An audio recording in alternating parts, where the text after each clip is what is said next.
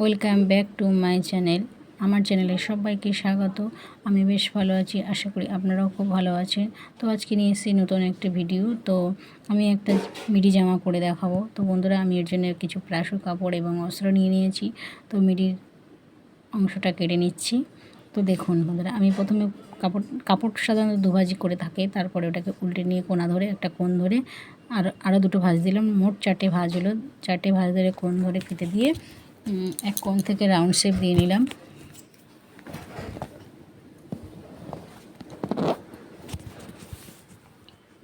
এবার আমি এটাকে কেটে নিচ্ছি।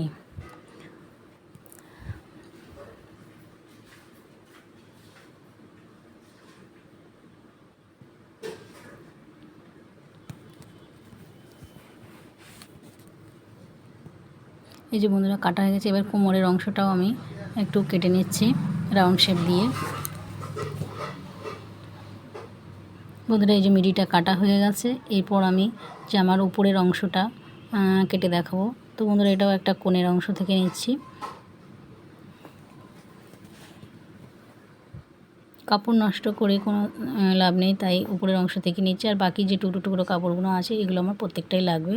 প্রত্যেকটা কাপড়ই আমার কাজে লেগে যাবে। তো এরকমভাবে আমি প্রথমে গলার অংশটা কেটে নিলাম এবং এঁকে নিলাম এবং মহড়াটা কেটে নিচ্ছি। এরপর আমি ঝুলটা বসিয়ে দিচ্ছি। ঝুলটাও একটু দাগ টেনে দিচ্ছি। এবার আমি এটাকে কেটে নেব। কেটে নিয়ে গলার প্রথমে ছোট অংশটা কেটে নিলাম, কারণ ছোট অংশটা না কাটলে গলাটা বড় হয়ে যাবে। তাই ছোটো অংশটা কেটে নিলাম, তারপরে বড় অংশটা আলাদা করে কেটে নেব। এরপর সাইডে যে এটা ছিল সেটা ফিনিশিং দিয়ে সেভ করে নিলাম। এই যে বন্ধুরা, জামাটি আমার কাটা হয়ে গেছে, উপরের অংশটা কাটা হয়ে গেছে। এরপর আমি ভিতরের অস্ত্র কাপড়টাও কেটে নেব। এই যে অস্ত্র কাপড়টাও নিয়ে নিয়েছি। এরপর আমি এই অস্ত্রটা ওই কাপড়ের ওই যে কাপড়টা কেটেছিলাম অস্ত্রের উপরে কাপড়টা বসিয়ে দিয়ে আমি কেটে নিচ্ছি। তো এভাবে একটু এঁকে নিলাম। এবার যেখানে দাগ বসিয়েছি তার থেকে 1.5-2 ইঞ্চি মতন উপরে আমি কেটে নিচ্ছি, কারণ মিডির ওপরের ভিতরের অংশটা মানে অস্ত্র কাপড়টা একটু ছোট থাকবে, না হলে বাইরে থেকে দেখা যাবে। তাই একটু উপরে দিয়েছি, দেওয়ার পর আমি এটা কেটে নিচ্ছি। এবার সেমভাবে ঠিক আমি উপরের পোর্শনটাও কেটে নিচ্ছি অস্ত্র কাপড়ের উপরে বসিয়ে।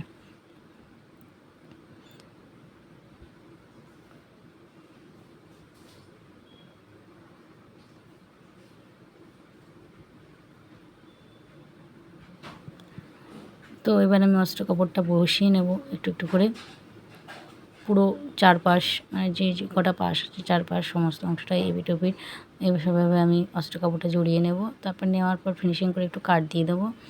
দেওয়ার পর আমি পিঠে বা সামনেটা দুদিক থেকেই যেভাবে নেবে সেভাবেই করতে পারে। কেউ যদি মনে করে পিছন দিকে পড়বে কিংবা সামনের দিকে পড়বে, সে সেদিকে দুদিকেই ব্যবহার করতে পারবে। জামাটা এমনভাবে করেছি। তো আমি একটা সামনের অংশ বা পিছনের অংশ একটুখানি কেটে নিলাম, এটা পিছনের অংশই। তো সেভাবে আমি আবার একটুখানি পট্টি বসিয়ে দিচ্ছি। এই গলার পট্টিটা আমি 1 থেকে 1.5 ইঞ্চি 1.4 মতো নিয়েছি। যার যেরকম খুশি সে 1.5 ইঞ্চিও নিতে পারে, 2 ইঞ্চিও নিতে পারে। তো আমি 1.15 ইঞ্চির মতো নিয়ে কাপড়টা নিয়ে একটু সরু গলা করেছি, কারণ চওড়া করলে খুব একটা ভালো লাগবে না যেহেতু বাচ্চাদের, তাই জন্য এটা খুব কমের ওপরে চিকনের ওপরে গলাটা করছি। গলা পট্টিটা বসে নিজের সামনের পাটটা আমার হয়ে গেছে, পিছনের পাটটাও হয়ে গেছে। তো এবার আমি দুটো কাঁধ জুড়িয়ে নিচ্ছি।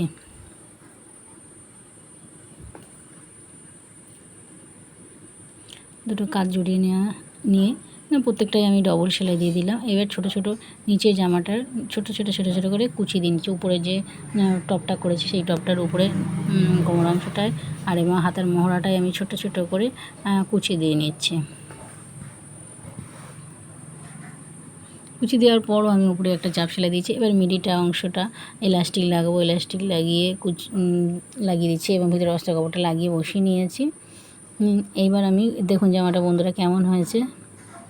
জামাটি খুব সুন্দর হয়েছে এবং রঙটাও এত সুন্দর, ফোনে অতটা বোঝানো যায় না, কিন্তু এতটাই সুন্দর এবং কালারটা এতটাই সুন্দর মিষ্টি যে কি বলবো, যে কেউ দেখলেই খুবই পছন্দ হবে।